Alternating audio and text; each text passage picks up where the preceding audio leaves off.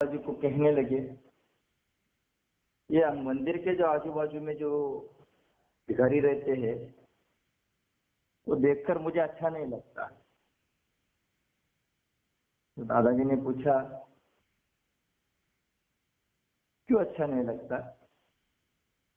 बाहर बैठा हुआ भिखारी रहता है और जो इम्पाला गाड़ी या मर्सिडीज में आकर मंदिर में जाता है, क्या वो भिखारी नहीं रह सकता? एक बाहर भीख मांगता है और एक अंदर जाकर भी भगवान से भीख मांगता है। अगर आपको भिखारी अच्छे नहीं लगते तो ये मंदिर ही बंद करने पड़ेंगे, क्योंकि वो भी तो भिखारी रहते हैं। तो गृहस्थ ने कहा, वो इंसान ने कहा दादाजी से कि वो मंदिर के आजू बाजू बैठे हुए भिखारी है, उनका चेहरा देखकर मुझे बहुत घिन आती है। दादाजी ने कहा कि ऐसा नहीं है, आप जब भगवान के पास जाते हो, मंदिर में जाते हो, तो भगवान को देखने से पहले उस भिखारी को देखो। इसका कारण यह है कि वो भिखारी आपको उपदेश दे रहे हैं। तो पहला भिखारी कहता है कि पिछले जन्म में मैं भी तेरे जैसा करोड़पति था। दूसरा कहता है मैं भी पिछले जन्म में एक महान विद्वान था। तीसरा कहता है कि मैं भी पिछले जन्म में IAS ऑफिसर था। अब हम सबकी ये अवस्था हो गई है। इसका कारण भगवान के पास से मिला हुआ सभी वैभव और शक्ति का उपयोग हमने केवल स्वार्थ के लिए किया। जिसके पास से हमें शक्ति मिल गई थी, उसके काम के लिए हमने थोड़ी भी इस्तेमाल नहीं की। इसलिए अब भगवान ने कहा कि अब वो तेरे क्या काम की, तो भगवान ने सारा निकाल लिया। आपकी भी अवस्था वैसी ना हो, इसलिए वो भिखारी हमें सावध करते हैं। भगवान ने दी हुई शक्ति का इस्तेमाल केवल स्वार्थ के लिए किया तो हमारी कीमत भगवान के पास तय हो जाती है। अब इसका इस्तेमाल कैसे करना है, ये तो हमें स्वाध्याय में सिखाया जाता है। क्योंकि वो जो भिखारी बैठे हुए होते हैं वो हमें सब सिखाते हैं। क्या हमने आज तक ऐसा कोई कर्म किया है जिसकी कीमत नहीं मांगी है? एक ऐसा कर्म है जो हम सातत्य से करते हैं, ऐसा कोई भी कर्म है जिसकी हम कीमत नहीं मांगते? दादाजी कहते हैं कि मुझे अंग्रेजी में ये 2 शब्द है वो बहुत अच्छे लगते हैं, एक प्राइस और एक वैल्यू। जिस काम की प्राइस नहीं मांगी उसकी वैल्यू बढ़ती है। तो ऐसा कोई वैल्यूएबल काम है जिसकी प्राइस नहीं मांगी है? हम कोई भी काम करते हैं तो उसकी प्राइस ले लेते हैं। किसी से शाबाशी ले लेते हैं, किसी से पैसा अपेक्षा कर लेते हैं, कुछ ना कुछ, और जिसकी प्राइस मांग ली उसकी वैल्यू खत्म होगी। दादाजी कहते हैं कि एक चेक 2 बार नहीं पैसा मिलता। अगर एक बार चेक का पैसा बैंक से मिल गया, एक बार पैसा मिल गया, तो दूसरी बार कभी नहीं मिलता। उसी प्रकार एक बार कर्म का हिसाब मांग लिया तो उसका दोबारा कुछ नहीं मिलता। अगर हमने समझो कुछ सत्कर्म कर लिया, समाज में हमने कुछ अच्छा कर्म कर लिया, तो हमारी अपेक्षा रहती है कि कोई कुछ ना कुछ हमें उसका प्राइज दे। तो समाज ने हमको शाबाशी दे दी, सब जगह हमारा नाम हो गया, अरे ये आदमी कितना अच्छा काम करता है, ये आदमी बहुत अच्छा है। बस समाज से हमको शाबाशी मिल गई, या किसी को पैसे की अपेक्षा रहती, या किसी को पैसा मिल गया, कुछ भी मिला, कुछ भी किसी भी माध्यम से मिल गया, तो दादाजी कहते हैं आपने तो चेक यही बट लिया, यही उसका पैसा निकाल लिया, अब वो भगवान के पास कैसे मिलने वाला है? आपको अपेक्षा थी कि मैंने अच्छा काम किया, लोगों ने उसका ख्याल करना चाहिए था, लोगों ने आपको शाबाशी दे दी, आपको जो चाहिए वो मिल गया। अब भगवान कैसे लिख के रखेगा? हाँ, आपने सत्कर्म अगर किया है, लोगों को शाबाशी देना है तो दे, नहीं देना है तो मत दे, ऐसा भाव रखकर अगर आप काम करते हो तो इसका मतलब क्या है कि वो चेक भगवान के पास जाता है और बाद में फिर जो देना है वो भगवान देगा। जब हम गिफ्ट, दीदी कहते हैं, दादाजी की लड़की दीदी कहते हैं कि जब आप किसी को गिफ्ट देना होता है तो आप क्या करते हो, गिफ्ट अंदर जो गिफ्ट है उसको बहुत अच्छी तरह से गिफ्ट पेपर से पैक करते हैं, और जब वो पैक करते हैं और उसके ऊपर उसका एड्रेस लिखते हैं, उसका एड्रेस लिखने के बाद आप जब कुरियर वाले के पास या पोस्ट वाले के पास देते हैं तो वो गिफ्ट कहाँ जाएगा, जिसका एड्रेस उसके ऊपर डाला है उसके घर पे जाएगा। तो अभी आपने जब कर्म किए हैं तो आपने एड्रेस क्या डाला, दीदी कहती है कि आपने एड्रेस क्या डाला, समाज का एड्रेस डाला या भगवान का एड्रेस डाला। अब जिसके एड्रेस डाला उसी के पास जाएंगे। आपने सामाजिक कर्म किए हैं, समाज के लिए किया है, तो वो एड्रेस समाज के पास जाएगा, तो वो गिफ्ट समाज के पास जाएगा, वो कर्म समाज के पास जाएगा, तो वो आपको शाबाशी देंगे, जो भी उसका प्राइज है वो आपको मिल जाएगा। पर वही अगर आप भगवान का एड्रेस डालते हैं तो वो भगवान के पास जाएगा। इसलिए दादाजी भी कहते हैं कि कर्म ऐसे ऐसे कुछ तो कर्म करो कि जिसकी कीमत ना मांगी हो। ऐसे कोई तो कर्म याद करो कि मैंने जिंदगी में ऐसे ऐसे कर्म किए कि मैंने किसी से कुछ भी नहीं मांगा। दादाजी कहते हैं आपने कभी जंगल में या खेड़ों पाड़ों में, ऐसा गांव में कभी कोई ऐसी मूर्ति देखी है आज तक, जिसकी आंखें बहुत बड़ी होती है? वो जो पत्थरों की बड़ी बड़ी मूर्तियां बनी होती है ना, उसकी आंखें देखो, ये यहाँ से लेकर ऐसे नाक के बाजू से लेकर कान तक इतनी बड़ी बड़ी आंखें गई होती है। तो दादाजी कहते हैं कि जब मैं ऐसे जंगल में या कई गाँव में जाता था और ऐसी मूर्ति देखता था तो बड़ी भयानक लगती थी मुझे, यार इतनी बड़ी बड़ी आंखें क्यों? जो भगवान जिसने इतनी सुंदर सृष्टि बनाई वो कितना सुंदर है, तो उसकी आंखें भी सुंदर चाहिए, इतनी बड़ी बड़ी आंखें क्यों? तो थोड़ा डर लगता था मुझे।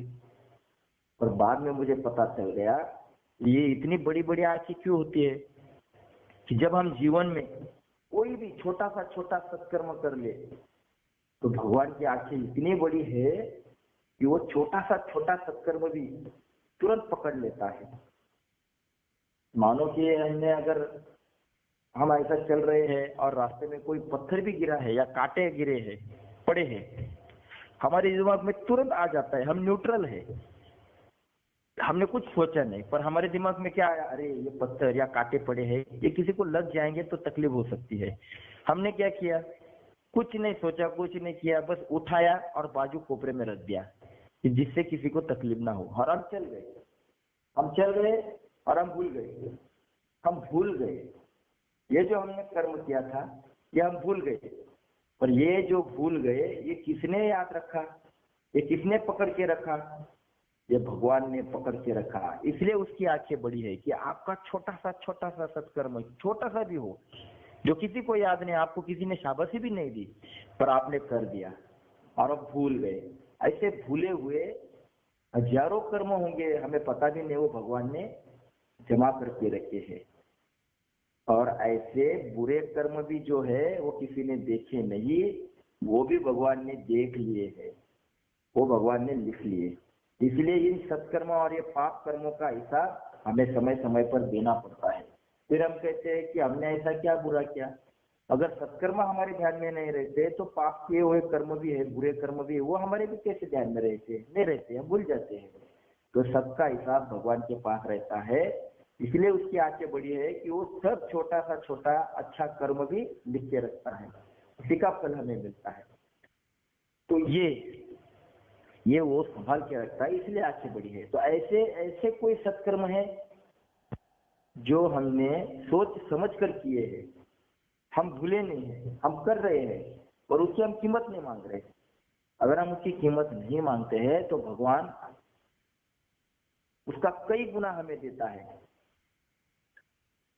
जिसकी हमने कीमत मांगी उसका उतना मिलेगा, पर जिसकी नहीं मांगी उससे कई गुना भगवान देता है। इसके बारे में दादाजी एक उदाहरण देते हैं, एक खुद का अनुभव बताते हैं कि जब वो सौराष्ट्र से जामनगर जा रहे थे तो उनके साथ एक स्वाध्याय भाई थे। वो गाड़ी से जा रहे थे तो वहां रास्ता इतना खराब था, इतने सारे पत्थर कंकर थे कि उस सफर में दादाजी की गाड़ी का टायर पंक्चर हो गया। अब ये बात तो कम से कम 50 साल पुरानी है। तो जब गाड़ी का टायर पंक्चर हो गया, तो जहां पंक्चर हो गया वहां गन्ने का खेत था।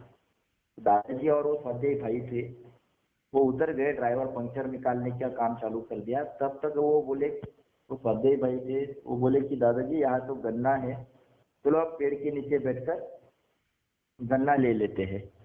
तो उन्होंने उस गन्ने का खेत का मालिक था, वो किसान मालिक, उससे कहा कि हमें गन्ना दे दो, कितने रुपए का है उतना ले लो। तो उसने कहा कि ये 2 रुपए का गन्ना है। तो दादाजी और वो भाई ने वो 2 रुपए देकर गन्ना ले लिया और खा लिया। तो ये उतने समय में गाड़ी का टायर पंक्चर जो निकाल दिया, वो गाड़ी काम चालू हो गया, गाड़ी में बैठ गया और गाड़ी आगे चली गई। अब आगे जाने के बाद एक 10-15 मिनट भी नहीं हुए, फिर से गाड़ी का टायर पंक्चर हो गया। और यहाँ जो है, यहाँ जो पंक्चर हुआ वहां भी एक गन्ने का खेत था। तो फिर से वो उतर गए।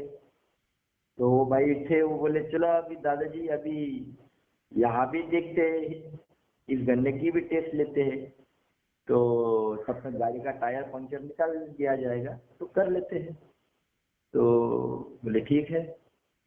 तो वो गन्ने के खेत के फिर से वो पेड़ के नीचे बैठ गए, दूसरा जो खेत था। और वो जो वहाँ का किसान था, उसने देखा कि अरे ये कौन आए हैं। तो वो आया, नमस्कार वगैरह किया। तो ये सद्दे भाई ने कहा कि हमें गन्ना चाहिए। तो उसने गन्ने तोड़ के लाया और इन्होंने सबने वो गन्ना खाया। तो जो अपने सद्दे भाई थे, उन्होंने कहा कितना रुपए हो गया इसका, कितना पैसा देने का। तो वो जो किसान था, वो मालिक था, उसने कहा अरे इसका क्या पैसा दे रहे हैं आप तो इतने बड़े बड़े लोग हैं। क्योंकि उस समय पर गाड़ी में आए हुए और सफेद कपड़ा पहने हुए अच्छे लोगों को बड़ा मानते थे, उनका बड़ा भाव श्रद्धा थी। तो बोले आप शहर के इतने बड़े लोग, क्या जाने मेरे पास कब आओगे, मेरे खेत में कब आओगे, आपके पैर मेरे खेत को लग गए, अच्छा हो गया। तो इतने से गन्ना देने से मेरा खेत थोड़ी कम होने वाला है, कोई बात नहीं, आप इसके कोई पैसे मत दो। तो दादाजी को ये भाई बोलने लगा कि अरे ये तो पैसा नहीं ले रहा है, अब क्या करें हम, और हमारा तो तत्व है कि किसी से भी फुकट नहीं लेना। तो दादाजी ने कहा ठीक है, कोई बात नहीं। तो उनका एक 5 साल का लड़का वहाँ खेल रहा था, उसको दादाजी ने बुला लिया, उसका नाम भी पूछा, उसको प्यार किया, उसको अच्छा लगा, बच्चा भी खुश हो गया। फिर दादाजी ने क्या किया, जेब में से एक 10 रुपए की नोट निकाली और उसके जेब में हाथ में दे दी कि कुछ मिठाई विठाई या खिलौने के लिए दे दी। तो बस हो गया काम, फिर चल दिया अपने अपने रास्ते पर। तो दादाजी ने कहा कि हमारे जैसे इंसान के साथ ऐसा हो सकता है, तो क्या भगवान के साथ ऐसा नहीं होता होगा। जब हमने पहली जगह गन्ना खाया तो उसने कीमत मांगी, उसकी 2 रुपए कीमत दे दी, मांगी हुई कीमत दे दी। पर अगली जगह जब हम गए, फिर से टायर पंक्चर होने के बाद वहां गन्ना खाया, तो उसको कीमत पूछा तो उसने कीमत नहीं की। बोला नहीं, तो हमें तो देना ही था, तो हमने क्या किया, तो उस बच्चे के हाथ में 10 रुपए दे दिए। मतलब 2 रुपए के गन्ने के 10 रुपए उसके हाथ में आ गए। तो हम ऐसा कर सकते, तो भगवान ऐसा नहीं करता होगा? जरूर करता है। भगवान ऐसे ही करता है, जिस काम की आप कीमत मांगते हो उसका उतना मिल जाता है, और जिस काम की आप कीमत नहीं मांगते हो भगवान उसका कई गुना देता है। इसीलिए दादाजी कहते हैं कि जब आप स्वाध्याय में आते हो तब आप भगवान का काम करते हो, तो उस कर्म का कीमत मत मांगो, उस कर्म की कुछ भी कीमत मत मांगो, उसकी वैल्यू बढ़ जाएगी। इसलिए हमें भाव फेरी करते हैं, हम स्वाध्याय करते हैं, भक्ति फेरी जाते हैं, एकादशी करते हैं, तो हम ये इसका ढिंडोरा नहीं पीटते कि हम ये कर रहे हैं वो कर रहे हैं, हम साइलेंट काम करते हैं। अगर ऐसा स्वार्थ रहित निरपेक्षता से भगवान का काम किया और बिना मांगे किया तो भगवान बहुत कुछ देता है। मजूरी नहीं मांगना, दादाजी कहते जो भी करते हो हम मजूरी नहीं मांगना। वही भगवान का लाडला बनता है। ऐसी अव्यभिचारी व्यक्ति की तो भगवान जो देने लगता है वो हमें समझ में आने लगता है। निष्पक्षता से किया हुआ भगवत कार्य करते हैं तो भगवान केवल देता नहीं तो उसका जो भी वैभव है वो संभालता भी है। कर्म करते वक्त अगर हम फल की अपेक्षा नहीं करते हैं, पुण्यवाधिकारस्ते महाफलेषु कदाचन, अगर हम अपेक्षा नहीं करते हैं तो भगवान जो है वो कितना गुना देता है हम इसका हिसाब नहीं कर सकते हैं। संत और ऋषि काम करते वक्त जागृत रहते थे और फल मिलते वक्त वो सो जाते थे, इसलिए भगवान भी उन्हें भर भर के देता था। हमें भी संत के मार्ग पे, संत के रास्ते पर चलना है। सामान्य लोग क्या करते हैं, कर्म करते वक्त सोते हैं और फल मिलते वक्त आगे आ जाते हैं। जैसा आपने देखा होगा बड़े बड़े प्रोग्राम में पर्दे के पीछे काम करने वाले आगे नहीं आते हैं, पर जो कुछ नहीं करते हो वो स्टेज पर आकर बताते हैं हम ये कर रहे हैं, हम वो कर रहे हैं, हमने ये किया वो क्या। करने वाले तो दूसरे ही बहुत होते हैं पर बताने वाले बहुत होते हैं। तो कहने का तात्पर्य क्या है कि हम काम करने का, भगवान का काम करेंगे और सो जाएंगे, फल की अपेक्षा नहीं करेंगे। सो जाना मतलब मांगना नहीं। ये ऋषियों का काम, संतों का काम, उन्होंने कभी मांगा नहीं, भगवान से कभी कुछ नहीं मांगा, वो केवल काम करते गए। अब ऐसा कर्म जब करते हैं तो भगवान का जिम्मेदारी बनती है और भगवान को देना ही पड़ता है। इसलिए दादाजी कहते हैं कि ऐसे कर्म सातत्य से करो जिसकी हमने कीमत नहीं मांगी है। तो ये मनुष्य देह इसलिए मिला है कि हमें नर का नारायण बनना है। नारायण तो बने कि नहीं पता नहीं, पर भगवान का लाडला बनना है। अब भगवान का लाडला बनना है तो इस देह की भी हमें कीमत पता चलनी चाहिए। हम खुद तय करते हैं कि इस देह की कीमत क्या है, हम खुद तय करते हैं कि हमने इसकी क्या कीमत की है। इसके ऊपर दादाजी एक दृष्टांत देते हैं। हमने बहुत बार ये दृष्टांत बताया है, आज फिर से नए साधक है इसलिए हम फिर से वो दृष्टांत बताते हैं। जब एक लकड़हारा जंगल में जाता है तो जंगल में जाने के बाद उसको एक चमकने वाली चीज मिलती है, असल में वो हीरा होता है। उसको उसकी कीमत नहीं पता होती है तो वो क्या करता है, वो हीरे को उठाता है और एक सब्जी वाले के पास लेकर जाता है। अब सब्जी वाले को देता है और कहता है कि ये अगर तू लेता है तो मुझे इसके बदले में क्या देगा। तो वो कहता है मैं तुम्हें 1 केजी आलू दे दूंगा। तो वो कहता है ये 1 केजी आलू देता है, इसकी मतलब इसकी कीमत ज्यादा होगी। वो फिर वो वही हीरा, ये जो किराना दुकानदार होता है दाल चावल बेचने वाला, उसके पास जाता है तो उसको कहता है कि ये हीरा मैं आपको देता हूँ तो ये चीज आपको देता हूँ तो इसकी कीमत क्या दोगे। तो वो कहता है 1 बोरी चावल दे दूंगा। ये लकड़हारा सोचता है कि ये इतना जल्दी तैयार होगा, इसकी मतलब कीमत ज्यादा होगी। वो सोने की दुकान में जाता है और वो जो सुनार होता है उसको कहता है कि ये मैं आपको चीज देता हूँ तो इसकी कीमत क्या दोगे। तो वो कहता है मैं 1 लाख रुपए दूंगा। तो ये कहता है शायद इसकी कीमत ज्यादा होगी। तो हीरे व्यापारी के पास जाता है तो हीरे व्यापारी कहता है अरे ये इतना कीमती हीरा है कि तू जो कीमत मांगेगा वो कीमत मैं तुझे दूंगा, ये अनमोल हीरा है। तो आप हम कैसे कीमत कर रहे हैं इस देह की, भगवान ने ये अनमोल हीरा हमको दे दिया है। तो दादाजी कहते हैं आप क्या कीमत करते हो आप तय करो। अगर मैं जो इंसान केवल खुद के बारे में सोचता है, केवल स्वार्थ के लिए अपना देह का इस्तेमाल करता है, उसने अपने देह की कीमत 1 किलो आलू की तरह की। जो इंसान केवल खुद का और अपने परिवार के बारे में ही सोचता है, उसको बाकी दूसरों से कोई लेना देना नहीं है, भले वो अमीर हो या गरीब हो, भले वो कितना भी पैसे वाला हो, वो केवल मैं और मेरे परिवार के बारे में इतना ही सोचता है, तो उसने अपने देह की कीमत 1 बोरी चावल की तरह की है। जो आदमी मैं, मेरा परिवार और मेरा देश इसके बारे में सोचता है, उसने अपने देह की कीमत 1 लाख रुपए की तरह की है। पर जिस इंसान ने मैं, मेरा परिवार, मेरा देश, मेरा भगवान इनके बारे में सोचा, उसने अपने देह की कीमत अनमोल की है। उसकी कीमत ही नहीं होती, उसने सच में अपने देह की कीमत पहचानी है। तो ये जो होते थे ये संत महात्मा और महापुरुष होते थे। तो हमने अपने देह की कीमत क्या की है या हमें खुद तय करें। भगवान ने इतना अनमोल हीरा हमको दे दिया है। अगर हम संत के महापुरुषों के रास्ते पर चलना चाहते हैं तो समझ लो हमने भी अपने देह की सही में कीमत पहचानी है। फिर से हमें जन्म मिले ना मिले पता नहीं, ये तो हम खुद तय करने वाले। तो इसलिए दादाजी कहते हैं कि अब ये जन्म मिला है तो काम कर लो, भगवान का काम कर लो। पिछला साल चला गया है, 25-50 साल हो गए हैं, अब कितने दिन रुकने वाले हो? अब कितने दिन 5 मिनट की नींद ले रहे हो?